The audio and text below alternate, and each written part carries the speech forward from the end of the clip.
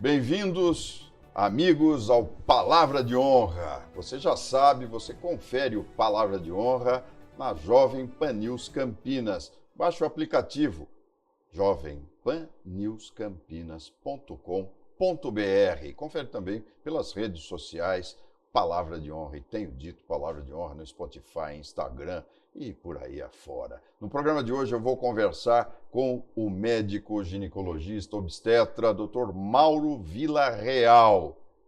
Fique aí, hoje nós vamos conhecer um pouquinho da relação, da importância da vida do homem e da mulher em família, né? A saúde da mulher tem a ver também com o homem. Faça um break e a gente volta já.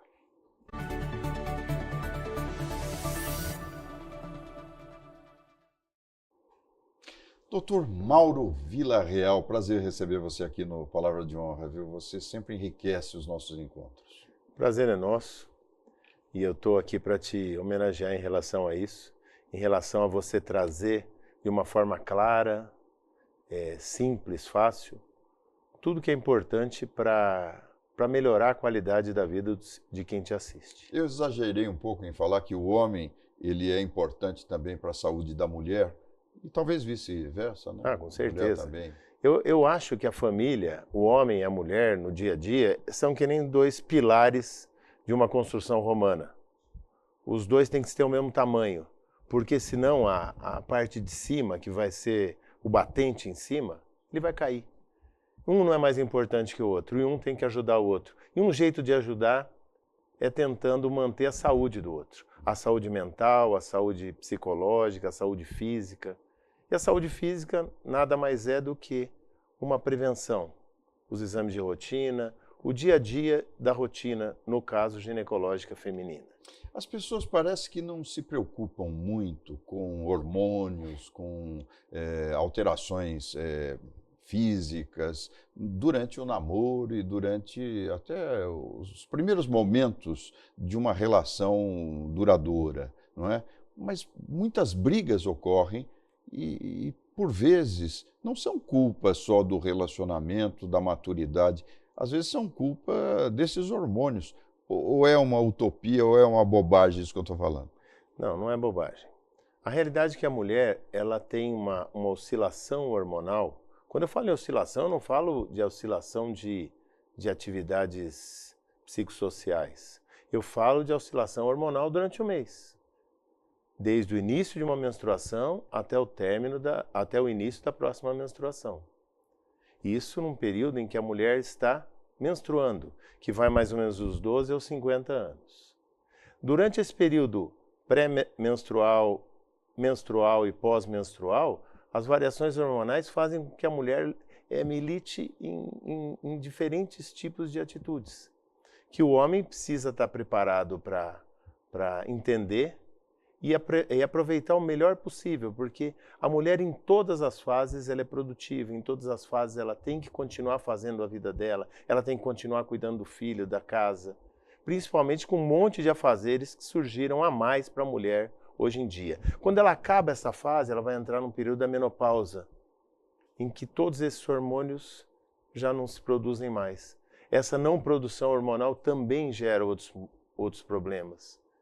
E o papel do homem do lado dela, nesse caso, é fundamental. Mas uma relação muitas vezes não aguenta fases menstruais, né? Eu acho que... Não aguenta no sentido assim de tolerância. Desgaste. Há um desgaste, né? Há um desgaste. Isso tem tratamento? Isso tem tratamento. Isso a mulher tem jeito. precisa menstruar? Não, a princípio não precisa menstruar. Mas é o tipo da coisa relacionada ao íntimo da mulher.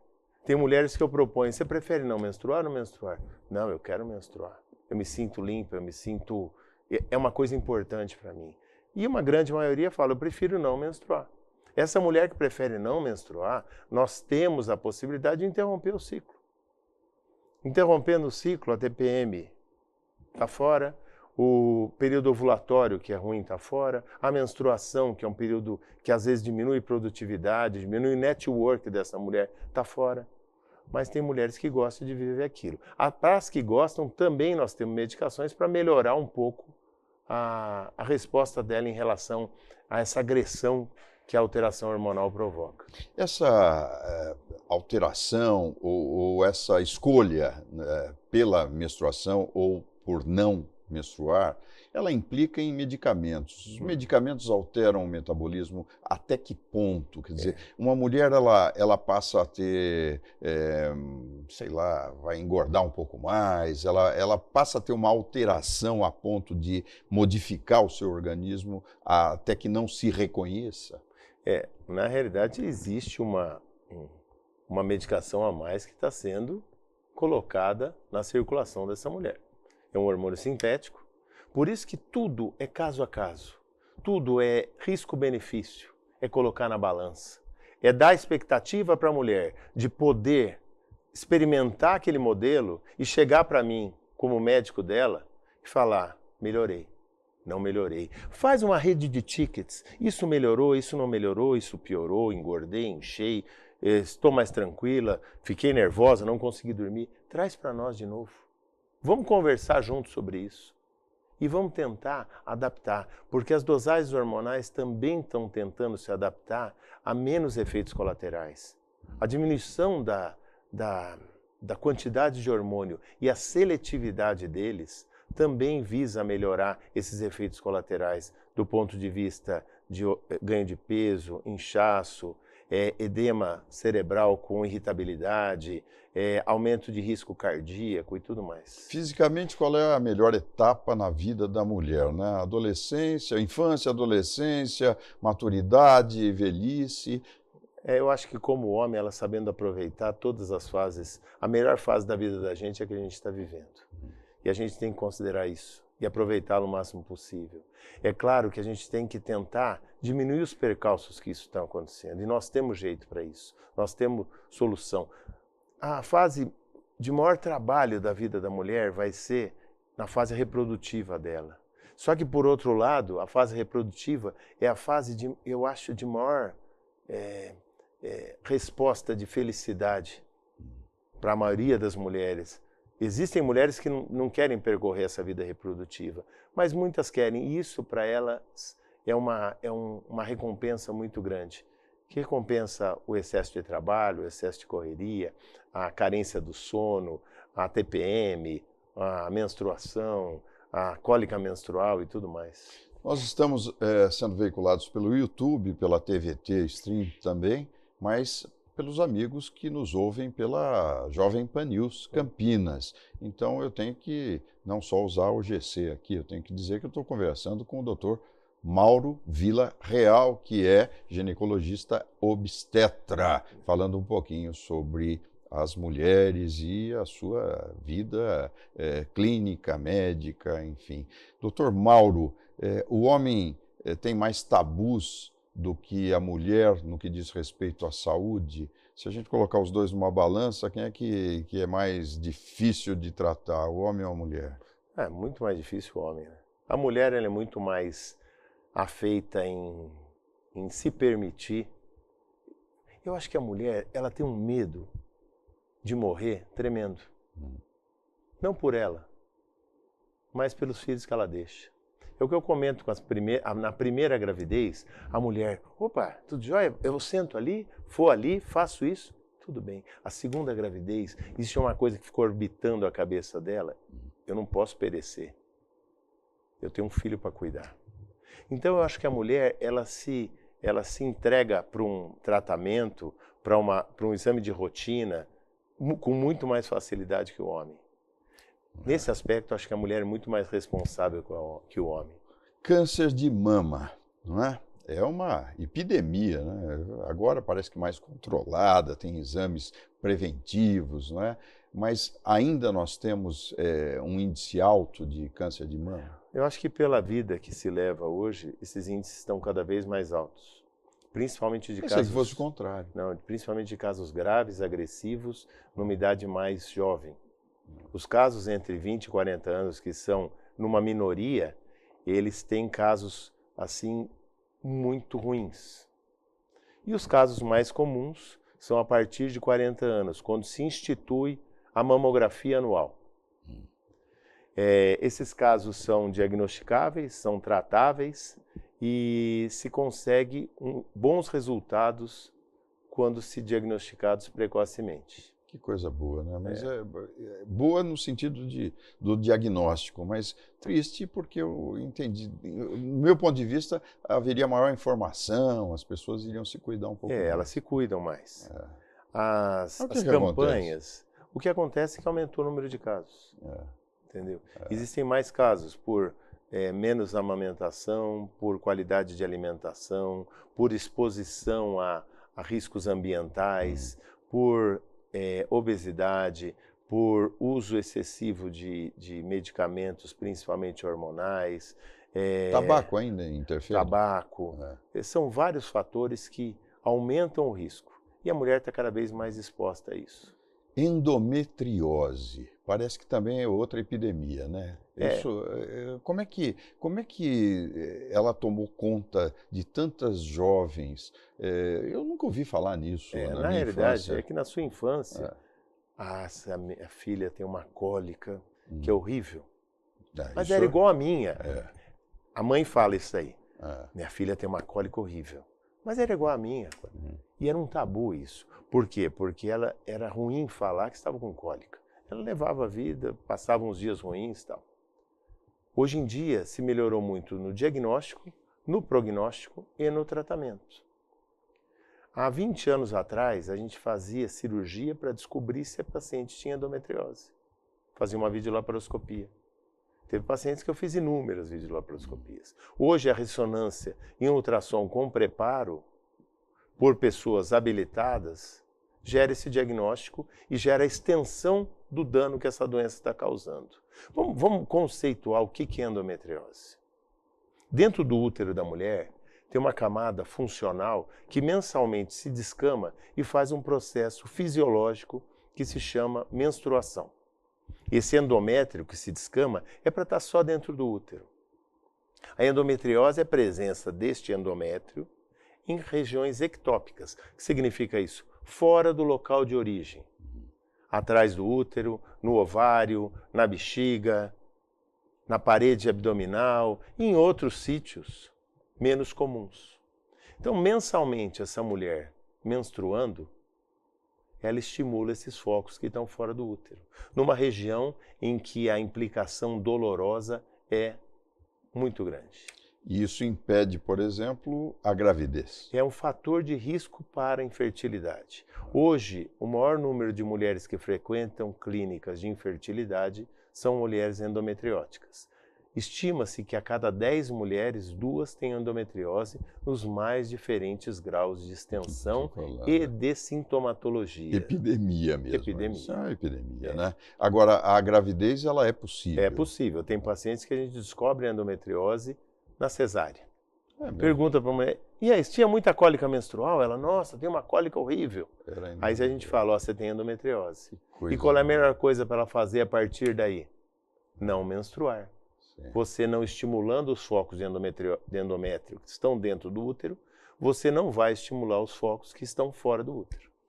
Tá aí, conversamos aqui, não acabei ainda a entrevista não. Estamos conversando com o Dr. Mauro Villarreal, pelo Pan-News Cidades, pela Jovem Pan-News Campinas e pelas redes sociais, na TVT Streaming. Faça um break e a gente volta já.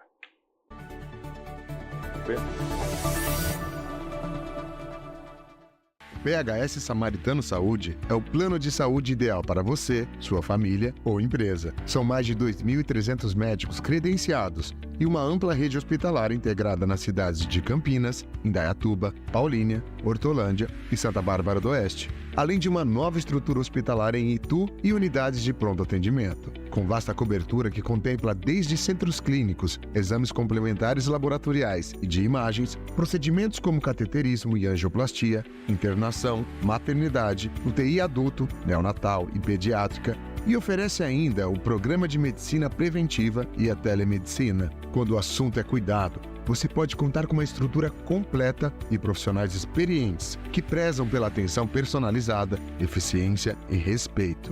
Se ética, excelência e humanização é tudo que a sua saúde e de quem mais importa merece, você já sabe onde encontrar. PHS Samaritano Saúde. Nós cuidamos de você.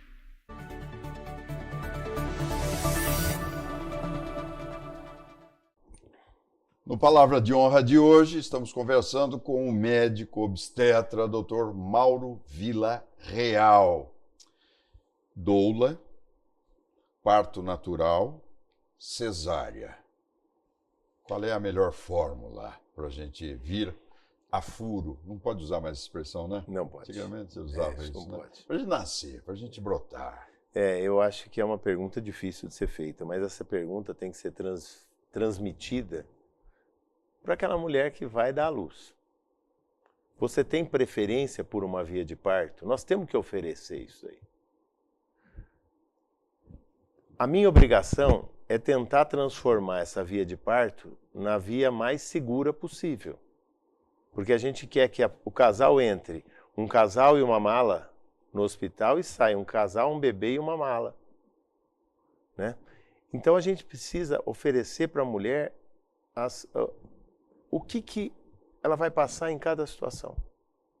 Não é só em relação à dor, em relação à expectativa, em relação ao tempo, em relação à gravidez dela, ao nascimento. Né? Eu acho que a mulher que deseja um parto normal, que ele seja realizado com segurança. O parto natural feito em casa, eu não considero um parto muito seguro. Eu acho que a gente evoluiu tanto para ter segurança. Desculpa, é como natural em casa? Em casa. Como você chega lá, se monta uma estrutura e vai um profissional na sua casa para fazer o parto. Médico? Médico. É. Mas você tem se tiver um problema qualquer que exija aí um oxigênio, um medicamento, ele está preparado para isso? Até determinado ponto, né? Não existe uma segurança tanto técnica, porque normalmente não vai um neonatologista junto com um aparelho de UTI para poder dar uma assistência, quanto aos riscos maternos. É meio romântico isso, não é não? E talvez o seja. A gente tem que respeitar. Mas você no atendimento, você já teve casos assim? Já tive casos assim. Eu já tive casos até de pacientes que procuraram outras alternativas. É um direito dela. E você faria isso em casa? Não faria. Não. E daí você perde o cliente da frente. Exatamente. Ele vai embora e falar, não quero mais Exatamente, você. A amizade é a mesma.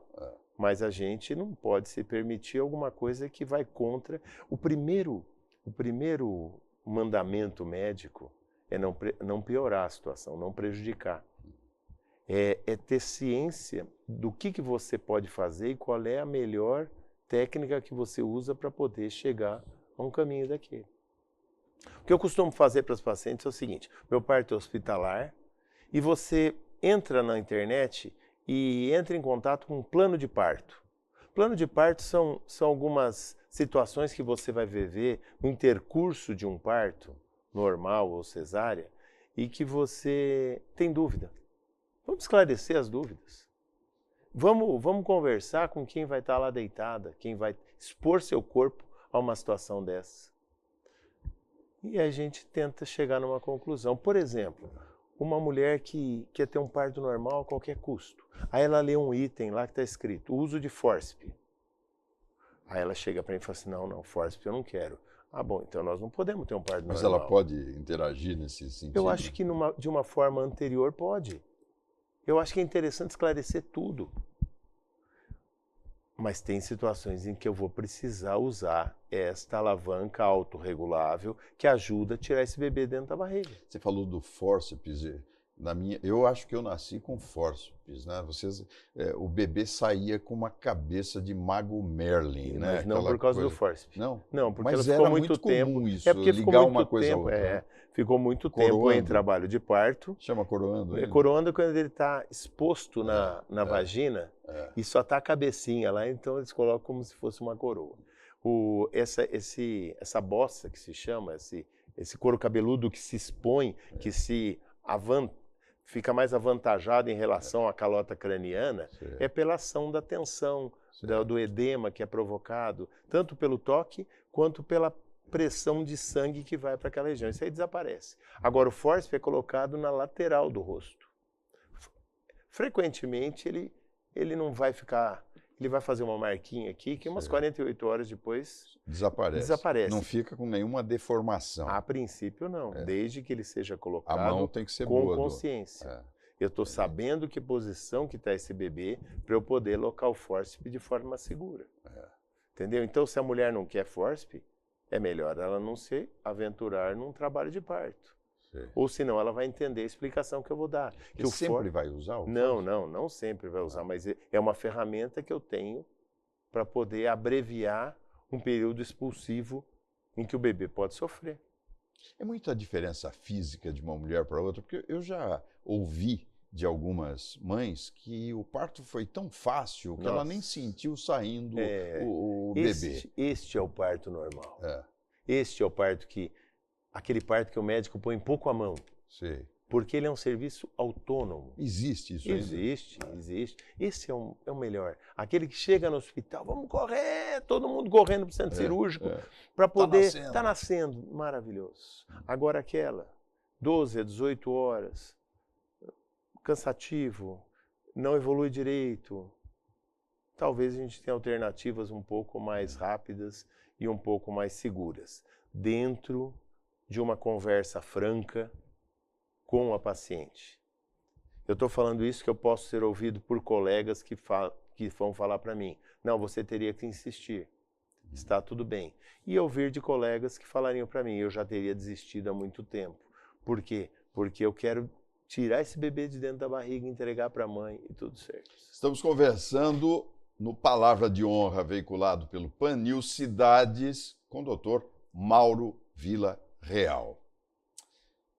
Consequências, benefícios e prejuízos para a mulher com uma cesárea. Bom, vamos colocar do ponto de vista de nascimento. Muitas vezes esse bebê nasce num dia que não era o dia que ele marcou para nascer. Concorda comigo? Ele vai nascer num dia programado. Eu conheço inúmeras mulheres que colocam a programação deste nascimento dentro de uma situação de responsabilidade e segurança é minha, não é do bebê. Ele vai nascer numa época em que ele está maduro, certo, bonitinho para nascer, mas eu que decido. Como acontece também na mulher querer que esse bebê expresse alguma coisa dizendo, esse é o meu dia de nascer. Tem muita mulher que expressa isso e nós vamos para a sala e fazemos uma cesárea. Então, a astrologia muda até, aliás, isso. A cesárea muda até a astrologia, com certeza, né? Com certeza. Em relação a isso, muda mesmo. Dr. Mauro Villarreal. E consequências futuras? Há prejuízos uma cesárea para uma mulher, por exemplo? É uma cirurgia. Você entra dentro de uma cavidade abdominal. Eu vou falar um negócio que eu já escutei, não tenho a menor ideia do que seja, né? Aderência. Tem muita mulher que reclama, até com aderência na bexiga foi por causa da cesárea, e daí tem que tomar sucos verdes, não sei das quantas. Era bom que tivesse um suco verde que desfizesse a aderência. Mas não tem, né? Não tem. O que eu vejo assim como prejuízo realmente que é uma cirurgia, que a maioria das mulheres vão bem, e se saem bem. Hoje em dia, com anestesia, mantendo a mulher praticamente sem dor durante 24 horas depois da cesárea, ela levantando precocemente, andando, o intestino funciona mais precocemente e tudo vai bem. E ela olha para aquele bebê e fala, puta, missão cumprida. Isso. Mas eu não tenho que falar mal, nem pensar nada de errado daquela mulher que quis enfrentar um trabalho de parto com segurança, e conseguiu. É uma vitoriosa também. O médico, ele é fundamental hoje, principalmente, aliás, é fundamental em inúmeras áreas, mas eu acho que tem que ter uma sensibilidade muito grande para lidar com as mulheres que precisam de uma palavra, precisam de uma solução para inúmeros problemas. Né? Tortanos, eu acho que isso é importante. Mas eu acho que o mais importante, e eu só tenho a agradecer, porque 90% das coisas que eu falei, eu aprendi com elas. Elas que trouxeram Elas ensinam mais que o curso de medicina, então. Muito mais. Do ponto de vista de como lidar, como fazer, como agir. Cada paciente que entra é uma história nova que se inicia. Cada paciente que entra é um espetáculo novo e a gente fica muito contente quando a gente consegue transmitir para elas coisas que elas saem assim, putz, fiquei feliz, fiquei bom. recompensado. Quantos partos você já deve ter feito? Eu não faço ideia, mas Não? tem uma cidadezinha aí. Dr. Mauro Villarreal, obrigado por ter estado conosco aqui no Palavra de Honra, pela Jovem Pan News Campinas, viu? Você é um cara muito bom, um amigo que eu considero, você sabe muito bem disso, e que tem uma técnica que já está, assim, indiscutivelmente humanizada. Quem falava que a medicina não era humanizada, a partir de você eu pude observar que essa não é mais uma realidade, né? Parabéns, viu? Muito obrigado. E parabéns também pelo seu programa, pelo deleite que a gente tem de escutar as suas crônicas, eu imagino o tempo que se fica para poder falar todo aquele negócio que a gente vai aprendendo no dia a dia com as suas palavras. E principalmente por tentar ser um veiculador de ideias. Todo mundo que está escutando, eu espero que tenha entendido alguma coisa que possa passar para outras pessoas. E você é uma pessoa que possibilita tudo isso acontecer. Parabéns. Parabéns à Jovem Pan, às redes sociais e à sua rede social que propaga tudo isso. Que coisa boa ter você como amigo. Mauro Villarreal. E assim, você acompanha o Palavra de Honra também pelo Spotify. Você digita, né? Spotify. E é complicado para a gente, né? A nossa geração é diferente, né? Não tem essa intimidade. Mas no Spotify você tem lá o E Tenho Dito, Palavra de Honra, onde você confere todas as crônicas. Você sabe que são mais de 2.000 já, Nossa, né? Senhora. Que estão lá todo dia, crônica nova, que estão lá à disposição dos amigos, ouvintes e fãs aí do Palavra de Honra. Muito bem, amigos, o Palavra de Honra fica por aqui e em breve a gente se fala. Até lá.